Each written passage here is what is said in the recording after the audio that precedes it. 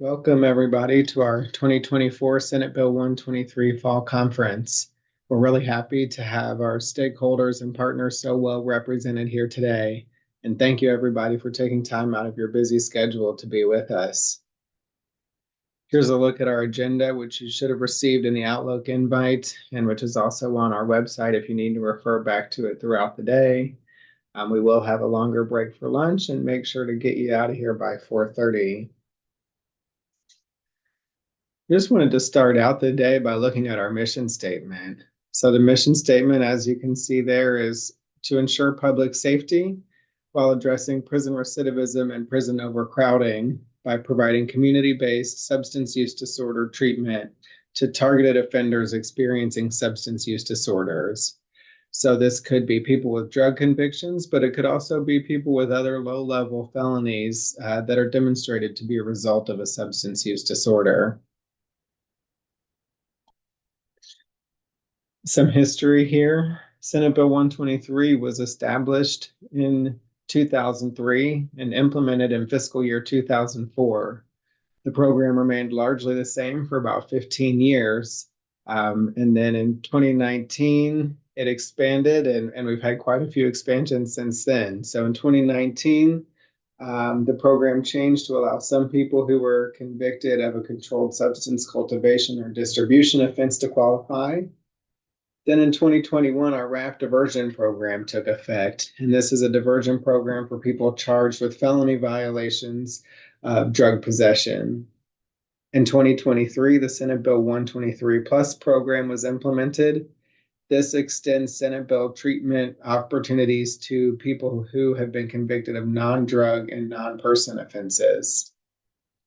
One number that I think is really amazing and is really a testament to all of our stakeholders is that in the 20 years since the Senate Bill program was established, we've been able to provide over $130 million in assessment and treatment services. And the impact of those services to the citizens of Kansas really cannot be measured.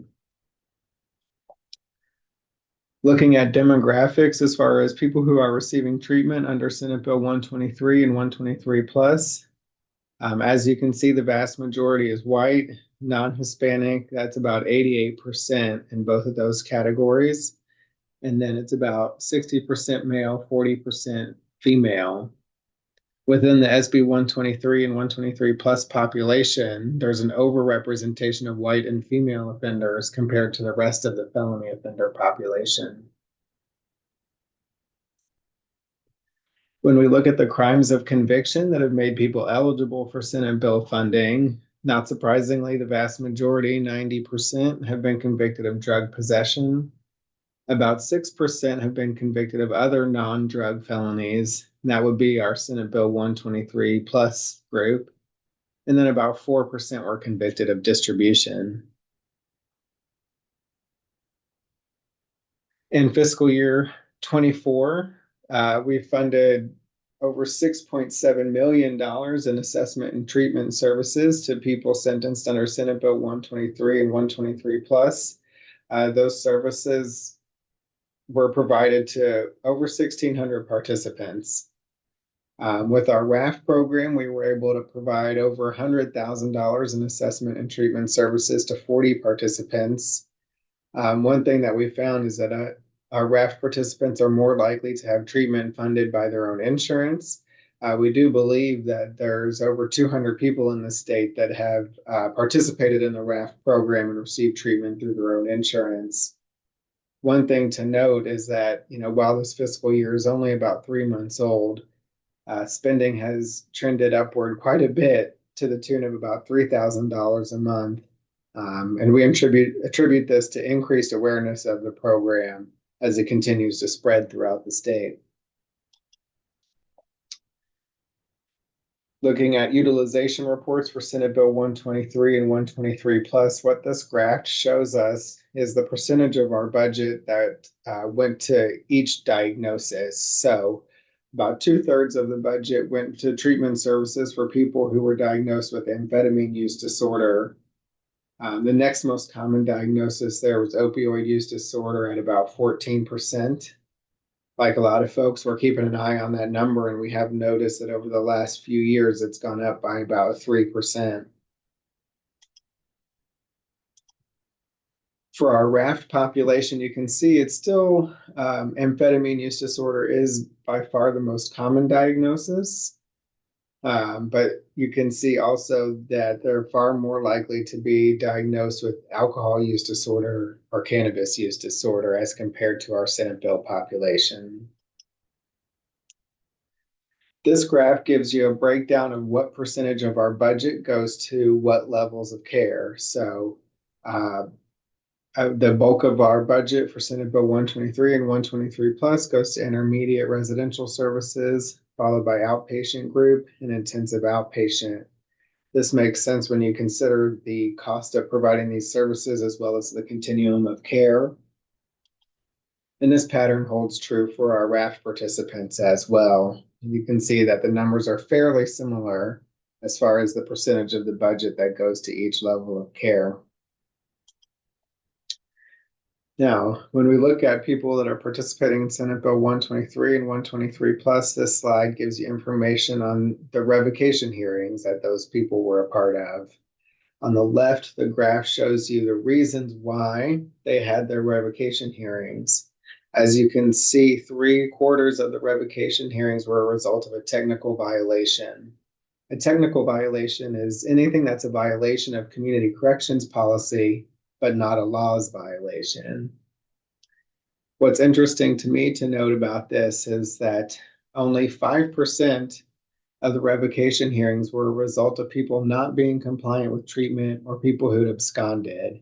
And to me, that number is really remarkable when you think about the population that we work with, and just really shows the excellent work on the part of the supervision officers and treatment providers to keep our participants engaged. The graph on the right-hand side shows you the disposition of those revocation hearings. As you can see, just a little bit over 30% had their probation revoked. And again, this shows to me not just an excellent use of progressive discipline by supervision officers, but a dedication to really helping people stay in the community where they're able to continue working towards their recovery and establishing some stability.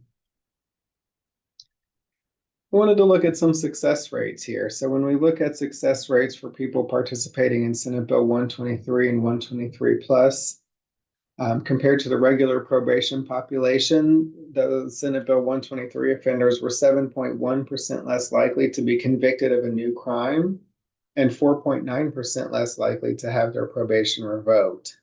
And those numbers might not sound huge, but when you think about the overall population of people that were on Senate Bill and combine those numbers, that's just about 200 people that were not convicted of a new crime, which creates new victims, and it sends them to prison. These people did not have their probation revoked. So again, able to stay in the community and continue their efforts towards recovery. Wanted to just provide a few reminders here. Our new operations manual will be coming very soon. It's going to be on the KSSC website, and an email will go out to our listserv when that's posted. Beginning in 2025, we will be doing more auditing of our treatment providers. The full auditing policy is currently on our website, so I encourage you to go check that out. Once you get to our website, you'll probably notice that it's been updated. There's updated information on there as well as new forms. So please take a look at those. For our providers, please remember to have your staff attend our provider training. It's only 4 hours, and we offer multiple trainings per month. And just a friendly reminder that implementation plans are due at the end of the year. So with all that said, I am super excited for what the future of the Senate Bill 123 program holds. Again, we truly, truly appreciate all the hard work on the part of our stakeholders and partners, and really look forward to working with you as I move forward with this program. Thank you so much.